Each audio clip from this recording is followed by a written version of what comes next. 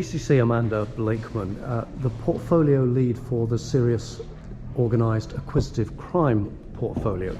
You kicked off this inaugural SOAC conference this morning. Tell us about that introduction you gave and your hopes for the conference both this year and potentially in future years. So this is a really important part of policing. Acquisitive crime, it gets to the heart of our communities. It's around those offenders who seek to dominate, who seek to make profit out of, and who seek to put fear into our communities. So, you know, your burglaries, robberies, theft of vehicle, everything that everybody works hard for, that opportunity to take that away. This conference is about bringing all of those elements together, sharing best practice, sharing the crime prevention tactics we can use, sharing the intelligence opportunities we've got in order to be able to tackle those that span the length and breadth of our country and overseas, in order to try and profit from their ill-gotten gains and in doing so cause complete misery in our communities. And the hopes then for this conference and into future years, do you see this as being an annual event? Yeah, I mean, I'd really like it to be an annual event because of the fact that it brings together such a lot of disciplines, but it connects them across that intelligence opportunity. Our organised criminals out there, they don't just look at one opportunity. They don't just say, I only do burglary, I only do robbery. They look for opportunities to do any type of criminality. And actually, it's around sharing information on those individuals, the tactics, the intelligence opportunities, but also around how we collectively come together to use the best technology, the best practice, the best information sharing to prevent that criminality happening. Some of it really simple, some of it more complex, but we've got some forces out there who are doing great stuff, have really, maximise the opportunities, and coming together and working together as a network, it gives us the opportunity to be able to share that. The introduction this morning, the keynote speech, was by Sir Rob Wainwright, yes, the former Executive Director of Europol. And he spoke quite tellingly about the way in which organised criminality is increasingly crossing international boundaries. Yeah. Now, the speakers this morning have also indicated that there is much cross-sector and cross-organisation working goes on in this sector. How do you see that developing over coming years? Well, Sir Rob spoke about the fact that the complexity of this area, and he's absolutely right. You know, when you look back, if you look back to the start of my service in 1992, he was absolutely right. If you looked at burglary, then your burglar was going to live around 1.5 miles in that immediate proximity. Now, criminality in this area is global because people are travelling in order to be able to commit criminality, in order to be able to exploit markets and to be able to steal commodities that they can move on very quickly. So that complexity that we're seeing that crosses every single border, really affects our communities, our rural communities particularly. Now as we move into a different period in terms of the British economy, things are going to get tougher and are getting tougher out there. So there's again a need for us to get ahead of that picture, ahead of that intelligence, ahead of the opportunities, in order that we can work with our rural communities, our urban communities, our towns, our cities, in order to be able to prevent this from happening in the first place. And I think Sir Robert gave a very clear articulation of the complexity of all of that, and how it spans boundaries across the world. DCC Amanda Blakeman, thank you very much indeed. Okay, no problems, thank you. I'm at the NPCC Serious Organised Acquisitive Crime Conference, joined here by Sir Rob Wainwright, the former Executive Director of Europol and now a partner at Deloitte. Rob, you gave the keynote speech to this conference a few minutes ago. Tell us something about that keynote speech, if you would, and what brings you here today, your hopes for this conference. Well, of course, we're coming here, Bernard, at a very special moment in the history of our country due to the sad passing of our Queen, of course, but we are here nonetheless to continue the job of policing very important national priorities. In this case, of course, trying to catch up with the modern effects of how the crime world has changed, in particular in how criminals are now crossing our national and international borders to carry out serious organised acquisitive crime. And I was very happy to be here to reflect on my experience, particularly in international policing, and seeing how over the last 10 years international criminal syndicates have transformed this particular criminal agenda. And so it is great to be here to therefore talk and exchange my experiences with those now responsible for leading our response to acquisitive crime in the UK. The work that the police do in tackling serious organised acquisitive crime, Amanda Blakeman, the Deputy Chief Constable of Gwent, who leads for the portfolio, remarked on the partnership requirements. Those will apply not just across public sector but also into private sector as well. Now that you work in the private sector, what are your reflections on how those different sectors can work together to greater impact on serious and organised acquisitive crime? Yeah, most part of my career I've been in public service in the business of policing, international policing, and even there actually, particularly during my time leading Europol, I quickly saw the value of public-private partnerships in getting access to the best data, the best skill set, capabilities in the private sector, which are unique in many respects, and when combined with, for example, the best of the policing world, really can bring a dynamic effect to the problem. Now, for the last 4 years, working directly in the private sector, I've underlined those views actually. I've seen more and more of it, and been happy to share my experience from the policing world with those in industry. So I think it's absolutely right that MPCC put at the heart of their strategy to respond to this problem of acquisitive crime the need to also work with industry. They have a lot to bring to this game, and I hope that continues. And final question from me. You mentioned in your address that such serious organised acquisitive crime increasingly transnational and making great use of advances in technology. I see the National Police Chief Council and others engaging ever more with international bodies. Presumably that trend is something that will simply continue. Yes, so what I've seen from my time at Europol especially is how the global criminal economy has been transformed. The problem, for example, of serious organised acquisitive crime has been transformed into one now which those responsible for these crimes are not from the neighbourhood or the area, or sometimes not even from the country where the offence takes place, but they're travelling across borders. Of course, that fundamentally changes the response required from local policing. They have to work on a more national basis, but also on an international basis as well. And my time at Europol over the last 10 years saw the increasing need for national agencies to work with their counterparts across Europe, and indeed further afield as well. So I do think agencies like Europol remain very much an important part of the response to this problem. I'm very pleased that even post-Brexit, the UK continues to be a very strong, active participant in that agency. Sir Rob Wainwright, thank you so much. Thank you. I'm with Deputy Chief Constable Debbie Ford of Northumbria Police, the National Police Chiefs Council lead for the Rural and Wildlife Crime portfolio. That's right. Debbie, this morning you gave a presentation along with colleagues about rural and wildlife crime. Tell us please a little about that presentation. Okay, thank you. So the presentation this morning was to introduce first and foremost the new Rural and Wildlife Crime Strategy that's just been launched in the last few weeks. Really exciting opportunity to talk to people today at the conference about the contents of that strategy, which is now a combined strategy. It used to be two separate ones, but very much focusing on the question of, in terms of rural and wildlife crime, is it serious and is it organised? And in my case, absolutely it is, and I think we've evidenced that in our presentations at conference this morning, which has been a really good opportunity to showcase the impact that this type of crime can have in those communities and the vulnerability of the victims that are affected by it. Rural and wildlife crime clearly affects Northumbria. It affects many other rural communities such as Lincolnshire, North Yorkshire, maybe less so the likes of the Met. But there will be parallels elsewhere in the world where communities in New Zealand, Australia and elsewhere are impacted by rural and wildlife crime.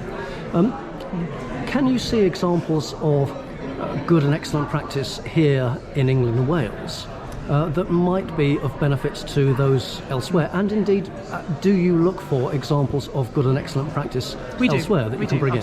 Yeah, and I think the point I'd make first and foremost is that rural and wildlife crime affects all forces. It doesn't matter whether you've got huge green spaces, rural communities, etc. It's everywhere. And when we look at the wildlife side, particularly the illegal trade in wildlife internationally is huge. It costs, huge amounts of money. Border Force are very engaged with that at Heathrow, for example. So the Metropolitan Police have a huge part to play, despite the fact you wouldn't naturally associate that type of activity with the big kind of urban areas. So we ask all forces to engage with the strategy. Lots of forces have rural and wildlife crime teams. And what we are looking for, as you've already mentioned, is that really good practice that can exist. And the point I'd make is, we talked about Operation Galileo this morning, which is a national operation run by the National Wildlife Crime Unit, and that was initiated in Lincolnshire because they were faced with really difficult challenges around hare coursing. So much so that Operation Galileo has become a national operation. Lots of forces are now engaged with it because what it does is target those people who are, again, travelling to commit serious and organised crime. But when we look at those serious and organised crime criminality groups, and certainly Dr. Kate Tudor from Durham University talked about this today, people engaged in this type of wildlife and rural crime are often doing other things as well. So when we look at the international side, or when we look at just in national UK policing, what we come across are people who start life committing offences against animals, who would go on to commit domestic abuse as well. So that whole serious and organised crime generation piece through the rural and crime networks is significant.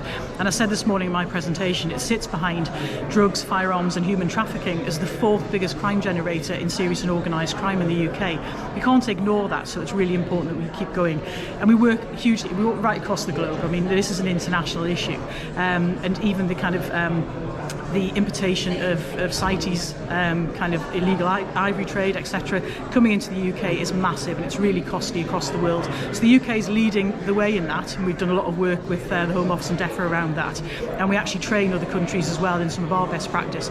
But we use Galileo as a really good example of something that's been developed by police officers in a force that had an issue. It's expanded nationally. It's now a national product, and actually we've seen legislative changes go through Parliament this year that allow us to tackle that serious and organised criminality, as we should be able to, with the powers behind it. It's fantastic.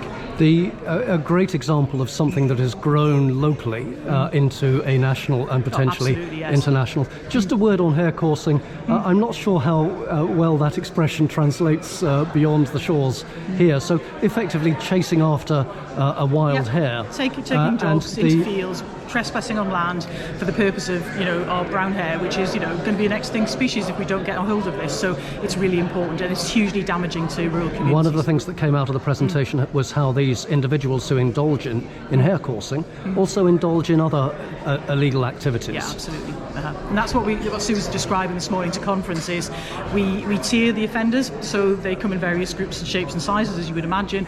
It's not a sport. It's something that we need to stamp out because the impact is so significant. But what we often find is those criminals who are undertaking that right across the UK are involved in other serious and organised crime, whether it's drugs, whether it's firearms, whether it's money laundering. Lots and lots of factors are taken into account. That's the tiering process, and they're doing this collectively for their own pleasure and for illicit finance as well. So it's something we have to look at very closely. Deputy Chief Constable Debbie Ford, thank you very much indeed. Thank you. Good afternoon from the Serious Organised Acquisitive Crime Conference, where I'm joined by Assistant Chief Constable Rachel Nolan of Essex Police. Rachel, you are also the portfolio lead for the National Police Chief Council Heritage and Cultural Property Crime Portfolio. You presented this morning. Tell us something about that. Morning, Bernard. So this morning I talked about the portfolio and why heritage crime is linked so strongly with serious and organised acquisitive crime. In essence, it's a lot of the same groups that traffic drugs, people and other commodities that also deal in the international trade of heritage and cultural property. There's also real local connotations as well. Every community has some sort of heritage or cultural property that can be affected by crime or antisocial behaviour. And we work really, really hard to coordinate activity across forces and partners. So every force has a heritage crime officer, at least one, and also the 4 devolved nations of the UK all have dedicated and coordinated activity with government and non-government agencies to make sure that we have that joined up approach to what is a crime that goes across policing borders. So we've had some real successes. So for example, some theft of York stone. 5 people have just entered or they were charged and have just entered a guilty plea. But the reason I'm so pleased with that is because even before the interview, we were able to get the impact statement of the impact that this type of crime has and put it to those people in interview. And that can be used in sentencing because it's one of a handful of crimes that we have additional sentencing guidance for crimes that are additionally impacted when they're on heritage property. It was clear from the presentations this morning, your own included, that heritage and cultural property crime has a significant cost to the community, and that's something where the work that goes on here in England, Wales, the United Kingdom, opportunities for good practice, good and excellent practice to be picked up on overseas, I think. So that work going on, including, for example, some of the protection of property in wrecks around the country, protection of church property. It's a lot of work that is supported by funding from a number of different organisations, I think.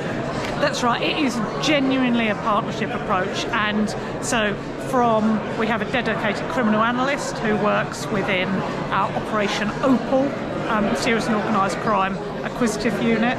So that analyst is able to give us national and sometimes international links between the crime that's taking place. But the partnership goes beyond just organisations. The bit that's really key is that we have volunteers, be that in horse watch, dog walking watches, heritage watch is now in a number of counties across the UK. And the bit that's really, really key in tackling heritage and cultural property crime is sharing intelligence and sharing information, because, to use a cliche, we can't arrest our way out of it. We need to prevent these crimes happening in the first place. Assistant Chief Constable Rachel Nolan of Essex Police, thank you so much for your time. Oh, thank you. I'm joined by Dr. David Knight, the Senior Church Buildings Officer at the Church of England. David, you presented to conference a little earlier on today. Tell us about that presentation, please. Thank you, Bernard. I spoke this morning about metal theft and its impact on church buildings, particularly the loss of a sort of feeling of heritage from our churches, which is a bad loss in itself. Then the associated loss that communities have, feeling that part of our heritage, part of our building that they feel like very much part of the community has been violated. They've lost something which was part of their common property, a place which, even if it wasn't often attended by them, maybe a faith they don't share or have particular interest in, the feeling that you walk by this place is there every day, and when you do want it, you can often get there. There's been a bit of it taken for no more than the scrap metal value, while the damage goes well beyond that.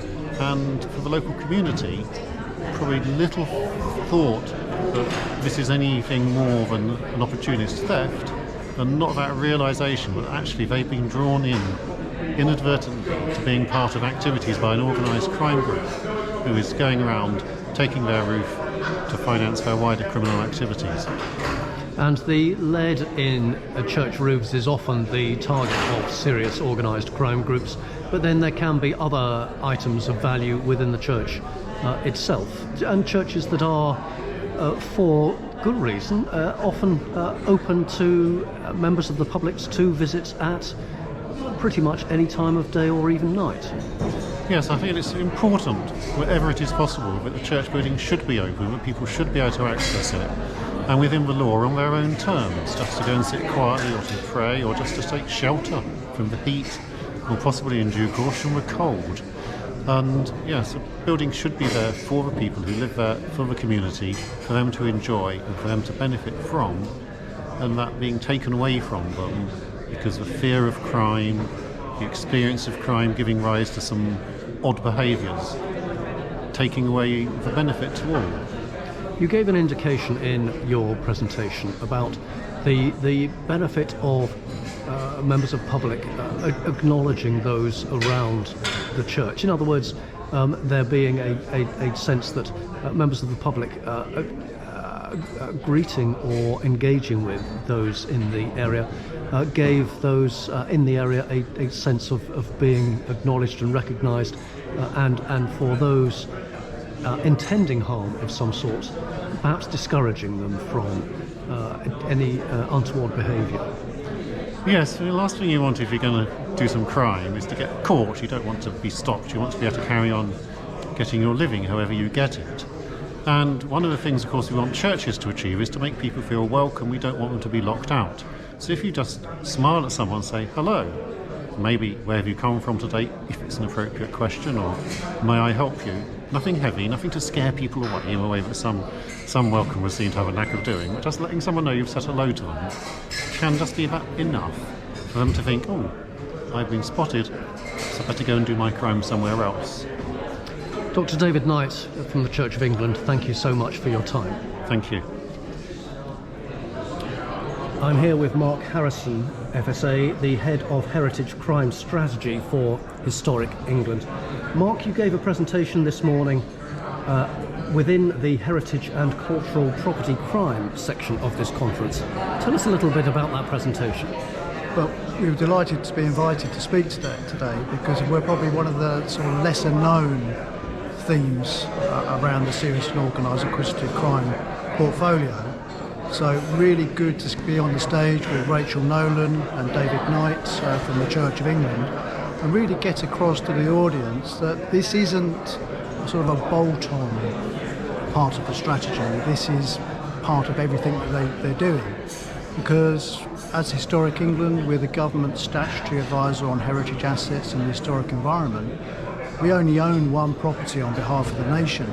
The other 400,000 are owned by the public.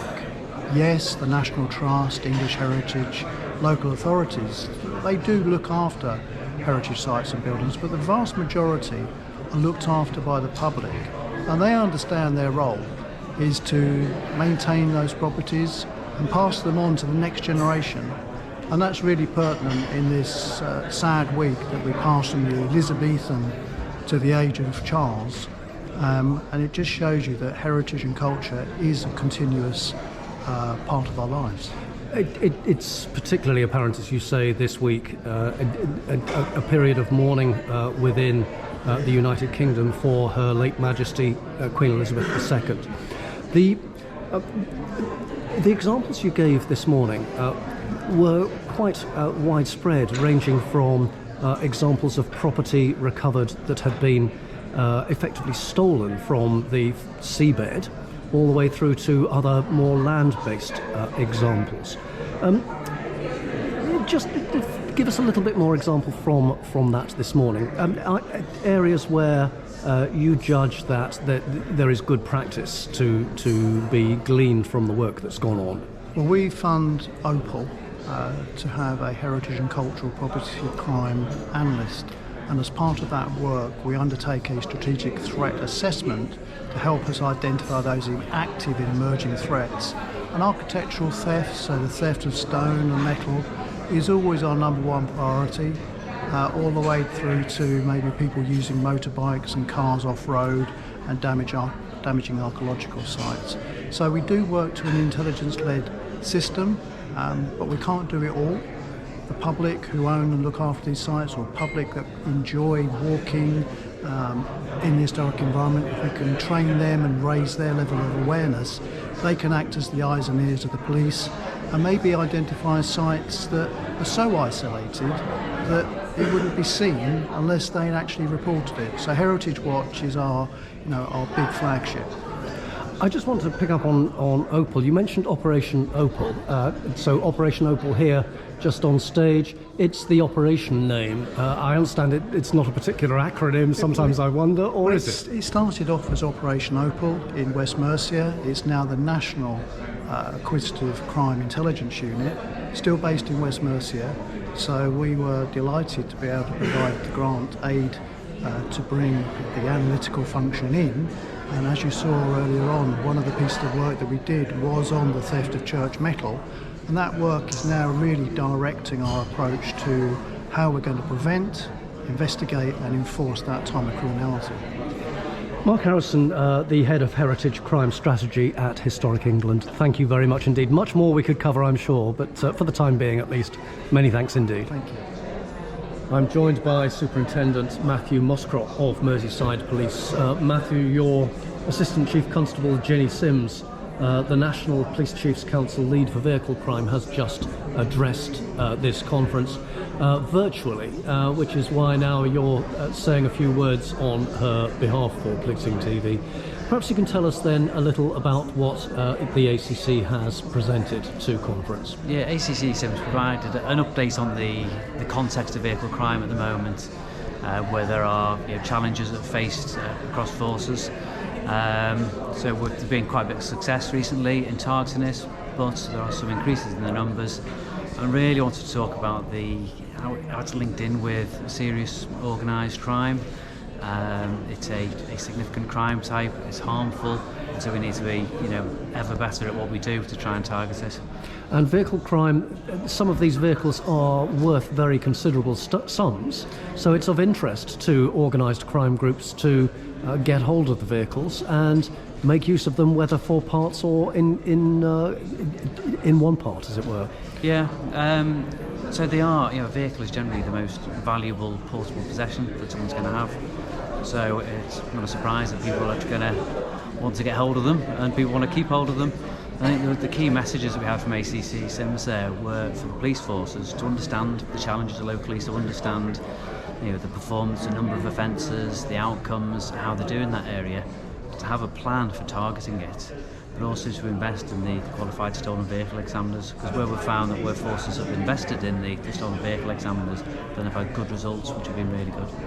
One thing that struck me from the presentation, which I didn't previously know, was quite what a sizable proportion of vehicles are actually left unlocked by their owners, giving access for the thieves to what are potentially very valuable vehicles. Yeah, that was the research which showed that theft from motor vehicle, about 40% of the vehicles were unlocked, and for theft of motor vehicles, about 25%.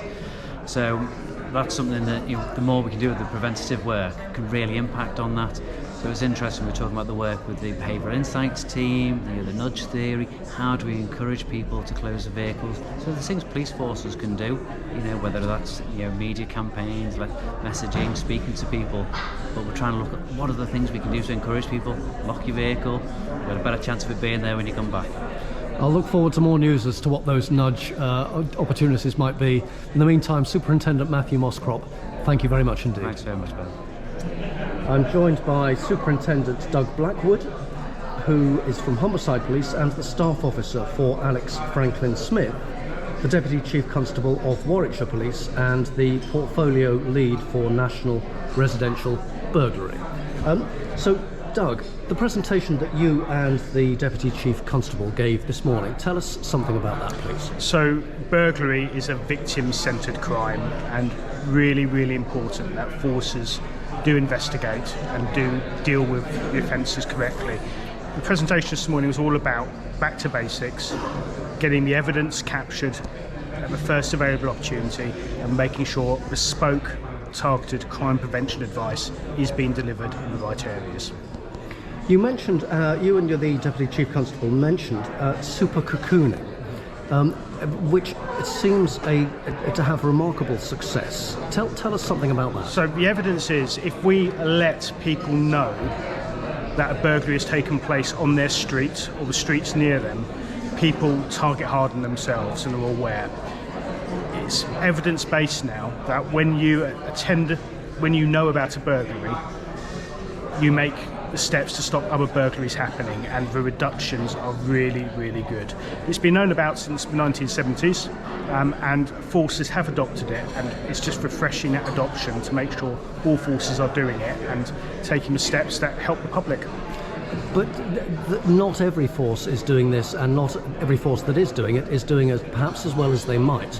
And with the what seem remarkable crime reduction rates from the target hardening of the neighbours of those who've been burgled. Quite an opportunity there to encourage forces to make sure that they are pursuing this as best as possible. Yeah, we'd encourage, we wouldn't seek to dictate, we'd encourage forces to look at the opportunities available and look at the demand of doing that versus the demand of investigating crimes, and it will pay off. Doug Blackwood of Humberside Police, thank you so much for your time. Thank you. I'm with Superintendent Patrick Holdaway, the head of the National Business Crime Centre. Patrick, if you would tell us something about your presentation here today at the Serious Organised Acquisitive Crime Conference. Certainly. The presentation I gave set out the role of the National Business Crime Centre and the work we're doing to support police forces as well as businesses to reduce crime. We cover a wide range of areas, engage with a large number of businesses and provide a good level of guidance, which is very much available on our website. We work with retailers, particularly around violence against shop workers, which they've found really, really useful. We are kind of like the police's default place to go in terms of business engagement, and that covers hospitality as well as retail. And certainly the sad events recently in relation to Operation London Bridge, we've been really critical in supporting the Met and other police forces engaging with businesses to share that guidance and advice. So your reference there to London Bridge, Operation London Bridge, refers to the sad death of the late Majesty Queen Elizabeth II. So lots of work going on that as we speak. And lots of work going on routinely with businesses across the piece, with retail crime being a significant cost to the public purse. Yeah, definitely. And some of the challenge for retailers is how we report crime. So as my presentation showed, policing probably get less than 10% of the crime that's ever reported to police. So we're looking in terms of shop theft, somewhere in the region 4 or 5 million crimes a year, which is really impactful upon the businesses. So we're working with businesses to making sure we can improve that reporting situation, to make sure they can report crime and let policing have a better idea of what the problems exist are. Superintendent Patrick Holdaway, thank you very much. Thank you.